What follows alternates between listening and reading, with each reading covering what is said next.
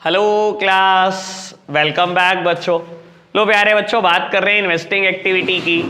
बाबू कल हमने दो इलस्ट्रेशन होमवर्क में दिए थे, इलस्ट्रेशन नंबर 19 और इलस्ट्रेशन नंबर 20। बाबू एक बार मैं इलस्ट्रेशन नंबर 20 कर रहा हूं, ठीक है ना, ये मानते हुए कि 20 प्रॉब्लम है एक आध बच्चे की, ऐसे मत देखते रही है उसकी है नम्रता की भाई। चलो जी बाबू, इलस्ट्रेशन नंबर 20 कर रहा हूं मैं। कहा जाता है calculate net cash flow from investing activity from the following info. Building जिसकी WDV दे रखी है मुझे बेटा 6 लाख और 7.5 लाख रुपए। कहा जाता है बेटा एडिशनल इन्फो में, building costing 1 lakh on which 30,000 had accumulated as depreciation was sold for 60,000 और dep charge on building for the year ended 31st of March 16 is 50,000। लो प्यारे बच्चों, क्या ही है इस क्वेश्चन में? बेटा बड़ी सिंपल सी बात है बेटा, एक बिल्डिंग अकाउंट बनाना है और कुछ भी नहीं करना। और ये कैसे पता लगा मुझे बिल्डिंग अकाउंट बनाना है? क्योंकि बेटा मेरे सामने एडिशनल इन्फो पड़ी हुई है। मैंने क्या किया बेटा, ओपनिंग बैलेंस एसेट्स का हमेशा बेटा डेबिट साइड होता है, बेटा लिख दिया ओपनिंग बैलेंस है 6 लाख। बेटा क्लोजिंग बैलेंस लिख दिया, क्लोजिंग बैलेंस है 7.5 लाख रुपए। मुझे बेटा बोला गया एक बिल्डिंग जो 1 लाख रुपए की थी उस पे एक्यूमुलेटेड डेप्रीसिएशन 30,000 था, वो आपने 60,000 की बेच दी। ठीक है जी, यानी कि बेटा मैंने 70,000 की चीज 60,000 में बेच दी। अगर मैंने 60,000 में बेच दी बेटा 70,000 की चीज, तो मैंने 10,000 का लॉस भी खा लिया। ठीक है बाबू, लेकिन जब मैं यहां पर डेप्रीसिएशन लिखता हूं तो बेटा मैं dep charge during the year लिखता हूं और वो सारी बिल्डिंग्स पर लिखता हूं। तो ये 30,000 ना, या चिपका देना बेटा, ये तो 1 लाख की बिल्डिंग का डेप्रीसिएशन है। मैं तो 6 लाख की बिल्डिंग का डेप्रीसिएशन खोज रहा हूं और उसने मुझे बताया बेटा बी पार्ट में कि डेप ड्यूरिंग द ईयर 50,000 है। तो यहां चिपकाया मैंने डेप 50,000। मैंने बिल्डिंग बेची बेटा कितने की? 60,000 बाय बैंक 60,000। मैंने बेटा लॉस इंकर करा 10,000 का बाय P&L 10,000। बस बेटा कर लो बैलेंस। क्या ही है क्वेश्चन में? 8,70,000 रुपए आ गया बेटा हाईएस्ट टोटल, दोनों तरफ लिख दिया। 2,70,000 यहां बैलेंसिंग फिगर आ गया, यही परचेज है। ठीक है ना जी बेटा, इसको इन्वेस्टिंग एक्टिविटी में नेगेटिव शो करूंगा, इसको इन्वेस्टिंग एक्टिविटी में पॉजिटिव शो करूंगा। बेटा डेप जाएगा नॉन कैश आइटम, लॉस जाएगा नॉन कैश आइटम, यानी कि बेटा cash used in investing activities 2,10,000। यही आंसर होना चाहिए, यही आंसर है बेटा। ठीक है ना बाबू, देखो मैंने हाथ पकड़ा दिया, गला पकड़ने की कोई कोशिश नहीं, मैंने नहीं कराना एक भी क्वेश्चन। ये तो मैंने ऐसे ही नहीं दिए होमवर्क जान के, मैं भी तो देखना चाहता था यहां कितना कर लेते हो। 21 से लेकर 26 तक आपने करने हैं और मैं नहीं मान रहा एक भी क्वेश्चन रुकेगा। आप स्टार्ट हो जाओ, आप नहीं करने, अभी करने, कोई होमवर्क नहीं है।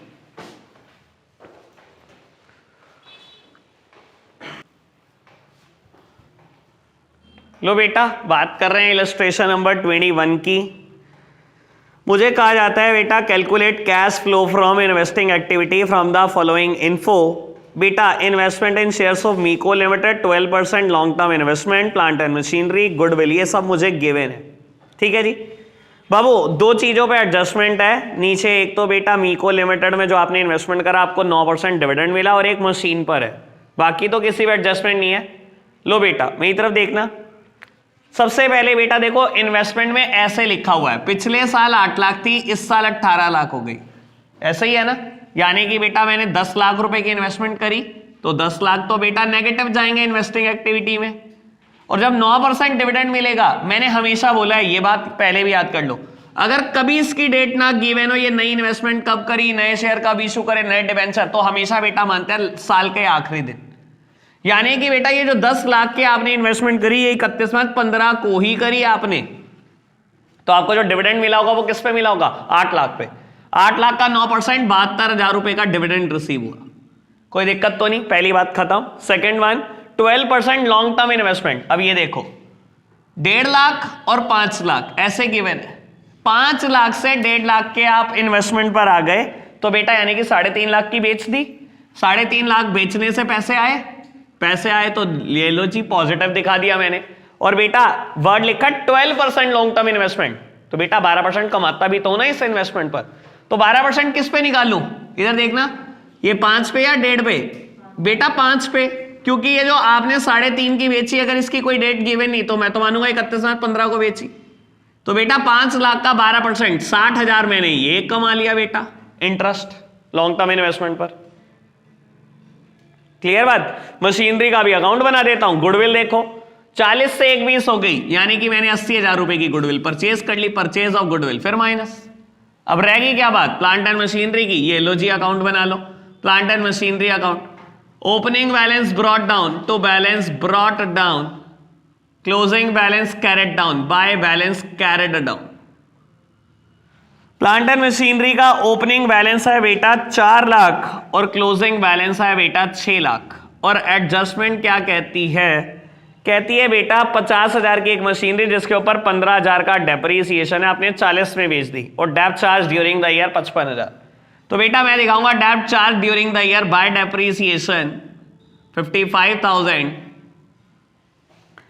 50,000 की मशीनरी जो मैंने बेटा जिसके ऊपर 15,000 का डेप्रीसिएशन है वो मैंने बेटा 40 में बेच दी, यानी कि 35 की चीज आपने 40 में बेच दी, तो बेटा प्रॉफिट कमा लिया।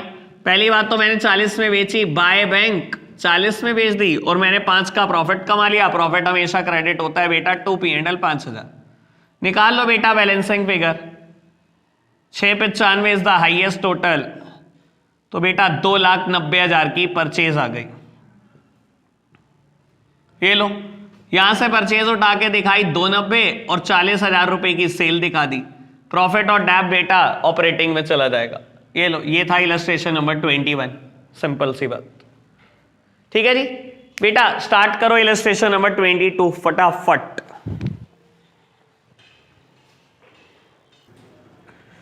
लो बेटा इलस्ट्रेशन नंबर 24 करते हैं। अच्छा प्रॉब्लम आई क्या पेटेंट वाले मुद्दे में? चलो कोई नहीं, पता ही था मुझे, कोई ढिल ले तुम, कोई चीज ना, बस एक चीज छोड़ दो तो तुम्हें प्रॉब्लम आनी है वो। लो पहले मैं तो खैर सारा कर देता हूं। प्लांट एंड मशीनरी अकाउंट बनेगा, एक्यूमुलेटेड डेप्रीसिएशन का अकाउंट बनेगा। सबसे पहले बेटा तो opening balance brought down, closing balance carried down. बेटा सब सामने देख लो, देखो बाद में अगर आप कहोगे ना कि फिर दोबारा रिपीट करो, मैं नहीं करूंगा पक्का। आप देखते नहीं हो, जब मैं कराता हूं फिर रिपीट की बात होगी।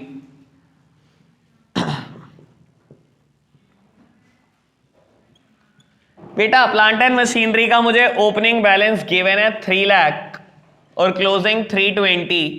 एक्यूमुलेटेड डैप का opening balance 90,000, closing balance 1 lakh. मुझे बोला जाता है dep charge on plant and machinery 36,000। ये dep during the year given है बेटा, उसने बोला डैप जो है प्लांट एंड मशीनरी में वो 36,000 है, तो बहुत बढ़िया बेटा बात। Dep during the year given है, ये लो, बाय डेप्रीसिएशन 36,000। अगर बेटा ये 36,000 है एक्यूमुलेटेड डेप्रीसिएशन में, सर दूसरी चीज क्या बैलेंसिंग फिगर निकलेगी, उस मशीनरी का डेप्रीसिएशन बेटा जो बिक गई। तो बेटा बैलेंसिंग फिगर क्या है, तो प्लांट एंड मशीनरी के नाम से आ गई 26,000। ये अकाउंट तो फिनिश, ये 26,000 यहां चला गया बेटा बाय एक्यूमुलेटेड डेप 26,000। कोई दिक्कत कोई परेशानी तो नहीं बेटा। मुझे कहा जाता है एक मशीनरी जिसकी बुक वैल्यू 20,000 है वो 16 में बेच दी। अब बेटा वर्ड देख लेना, मशीनरी की बुक वैल्यू 20,000 है। बुक वैल्यू समझते हो बेटा, जिसपे बुक्स में दिखाया हुआ है, यानी कि बेटा डैप हटा के दिखाया हुआ है,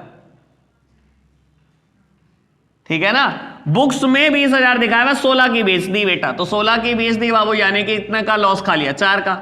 बाय बैंक मैंने 16 की बेच दी बेटा, बाय P&L मैंने लॉस खा लिया 4,000 रुपए का। अब ये मत करने बैठ जाना 20,000 में से बेटा कहो ये तो 26 का डैप है, माइनस करूंगा 26 का डैप। 20 में 26 माइनस नहीं होते, पहली बात। दूसरी बात, बुक वैल्यू दी हुई है, जिस वैल्यू में बुक्स में दिखाया, तो बेटा बुक्स में हम डैप लेस करके ही दिखाते हैं,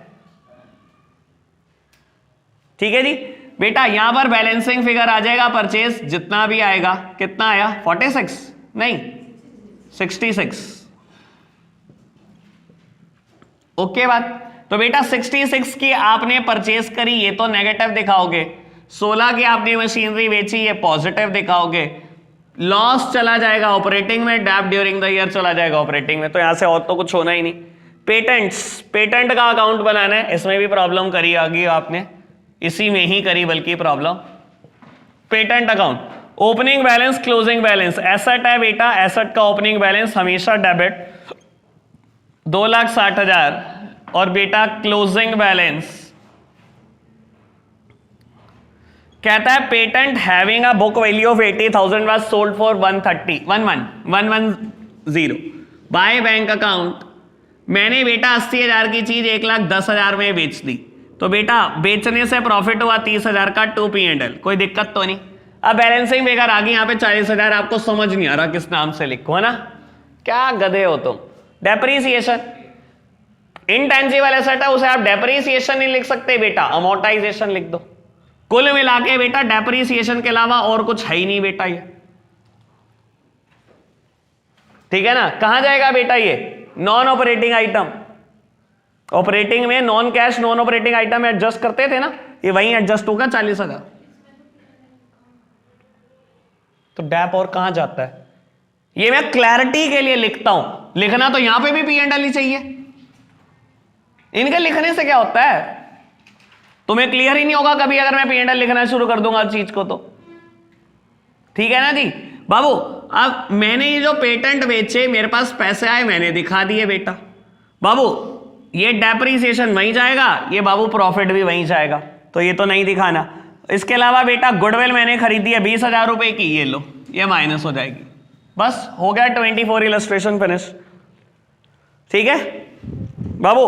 25 1 मिनट का है, वो करो। 26 में लगेगा टाइम, 26 जिसने कर दिया बस मजा आ जाएगा मेरे को।